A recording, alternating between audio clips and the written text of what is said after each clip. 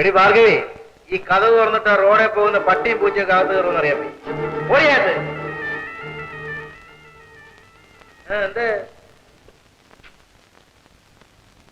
കേറി വന്നത് പട്ടിയാണെങ്കിൽ നിന്റെ അമ്മ പ്രസവിച്ചതാണ്. നിന്നേക്കാൾ മുമ്പേ ജനിച്ചവനാണടാ നീ. എന്റെ വീട്ടിൽ വന്ന് കയറണം പട്ടി. നിന്റെ വീട്ടിലാരാണ് കള്ളം പറയുന്നോടാ. ഞാൻ മാനവിന്റെ വീട്ടിലാണ് പോയത്. അത് തന്നെയാണോ എന്റെ വീട്. അവളെ പാട്ടത്തിനെടുത്തിരിക്കുകയാണോ അതോ വിലക്കോ? അല്ല, പുറമ്പോക്കിനെ ഇവിടുന്ന് പാട്ടം. ഇനി മേലെ പഠിക്കാത്ത നീ കയറിയാൽ നിന്റെ മുട്ടുകാരി ഞാൻ തല്ലി പിടിക്കും. വരട്ടാതെ എന്റെ വിരട്ട് തന്നെ കാണണോടാ. ഇതേ വീട്ടിൽ എന്റെ കട്ടിൽ ഞാൻ അവളെ കൊണ്ടുവന്നില്ലെങ്കിൽ എന്നെ എങ്ങനെ വിളിച്ചു? ഞാൻ അല്ലെങ്കിൽ നിന്നെ അങ്ങനെ തന്നെ വിളിക്കുന്നേ. നിനക്കെന്റെ മാലതി അറിഞ്ഞുകൂടാ. നിന്റെ മാലതി എനിക്ക് അറിഞ്ഞുകൂടാ അല്ലേ? അവളുടെ ശരീരത്ത് എത്ര മറവുണ്ടെന്ന് നിനക്കറിയാമോ? എന്റെ അടുത്ത് അതിനെ കണക്കോ? ഗോപി, ഞാൻ നിന്റെ ചേട്ടനാണെന്നുള്ള കാര്യം നീ ഓർമ്മിക്കുന്നില്ലെങ്കിലും നീ എന്റെ അനിയനാണെന്നുള്ള കാര്യം ഞാൻ പലപ്പോഴും ഓർത്തു പോകാറുണ്ട്.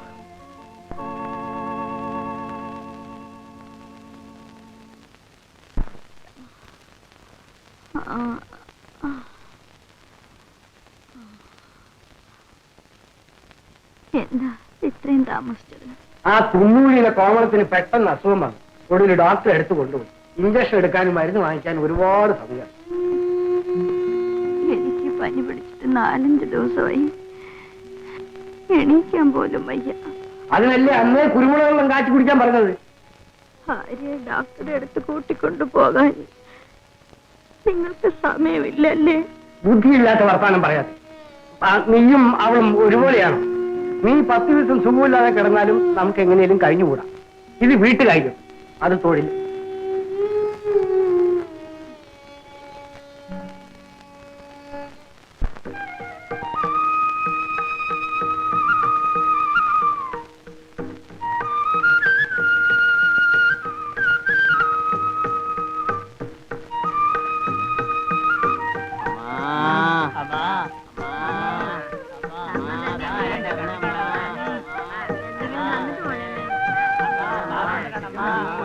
പണ്ടിവിടെ വരുമ്പോഴല്ല ഓരോ രൂപ തരുമായിരുന്നു. ഇപ്പൊ അവള് മോനെ തിരിച്ചോണ്ട് പോണ കണ്ടില്ലേ? മൂതേ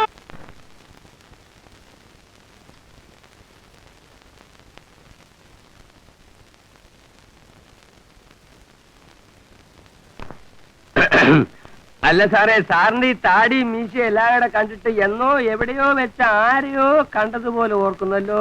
ആരെയാ? അതല്ലേ സാറിനോട് ചോദിക്കുന്നത്. ആട്ടെ സാറേ, സാറിപ്പോ ട്രെയിനിൽ നിന്ന് ഇറങ്ങി വരുന്ന വഴിയാണോ? ചേട്ടൻ ഈ നാട്ടുകാരനല്ല അല്ലേ? ഇന്ന് ട്രെയിൻ വളരെ ലേറ്റ് ആയിരുന്നു ചേട്ടാ. പിന്നെ ചേട്ടോ, താമസിക്കാനുള്ള എന്ത് സൗകര്യം വേണമെങ്കിലും ഞാൻ ചെയ്തു തരാം. ഡബിൾ റൂം വേണോ, സിംഗിൾ റൂം വേണോ, ഈ നാടൻ വേണോ, വെളിനാടൻ വേണോ, 16 വേണോ, 20 വേണോ, 30 വേണോ, 40 ടൈപ്പ് വേണമെങ്കിലും കിട്ടും. ഫാമിലി ടൈപ്പ് വേണോ, കോളേജ് ടൈപ്പ് വേണോ, അതോ നാടൻ മതിയോ? അങ്ങോട്ട് പോകണമെങ്കിൽ അങ്ങോട്ട് പോകാം, ഇങ്ങോട്ട് കൊണ്ടുവരണമെങ്കിൽ ഇങ്ങോട്ട് കൊണ്ടുവരാം. മദ്രാസ് വേണോ, കേരളം വേണോ, ആന്ധ്ര വേണോ, കന്നഡം വേണോ? പോടാ അവിടെ. കൊല്ലന്റെ ആലയിലാണോടാ സൂചി വിൽക്കാൻ വന്നിരിക്കുന്നത്? അയ്യോ എന്റെ ചേട്ടാ, നമ്മള് രണ്ടുപേരും ഒരേ നിയോജക മണ്ഡലത്തിലെ 2 സ്ഥാനാർത്ഥികളാണെന്ന് ഞാൻ അറിഞ്ഞില്ല കേട്ടോ. ചേടാ, പനി പിടിച്ചിട്ട് തണുപ്പ് സഹിക്ക വയ്യാതെ ഒരു കോട്ടെടുത്ത് ഇട്ടെന്ന് വിചാരിച്ചേ താൻ എന്നെ ഇത്രയും ശിക്ഷിക്കണം? ഞാൻ ഡബിൾ എമ്മയാ. ക്ഷമിക്കണം ചേട്ടാ, ഞാൻ വെറും എമ്മയാ. ചേട്ടൻ ഡബിൾ ആണെന്ന് ഞാൻ അറിഞ്ഞില്ല. എന്തായി, ജോലി വല്ലതും കിട്ടിയോ? ഒന്നും ശരിയായില്ല രാമ്പിള്ളേ. ഒരു സോഡ തന്നെ. ജോലി കിട്ടിയിട്ട് പോരെ സോഡ? ദാഹിച്ചിട്ട് വെയ്യടൂ. ഇപ്പൊ തന്നെ 30 രൂപയോളം പറ്റിക്കഴിഞ്ഞു. അത് വീടിയിട്ട് മതി സോഡ. എന്ത് പറഞ്ഞടാ?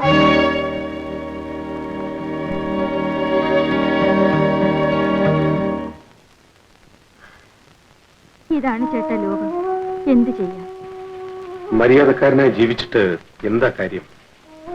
ആർക്ക് വേണ്ടി? നമുക്ക് വേണ്ടി, നമ്മുടെ ഭാവിക്ക് വേണ്ടി.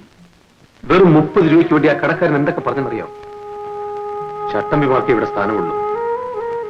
വീണ്ടും സൈക്കിൾ ചെയ്യാൻ എന്റെ കയ്യിലെടുത്തെങ്കിലേ എന്റെ പഴയ സ്ഥാനവും മര്യാദയെല്ലാം തിരിച്ചു കിട്ടും. കുറച്ച് ദിവസങ്ങൾ കൂടി ഒന്ന് സമാധാനമായിരിക്കും. ഒരു ജോലി കിട്ടിക്കഴിഞ്ഞാൽ എല്ലാം ശരിയായിക്കൊള്ളും. ദിവസവും ആ കടക്കാരന്റെ മുന്നിൽ കൂടെ വേണ്ടേ പോകേണ്ടത്?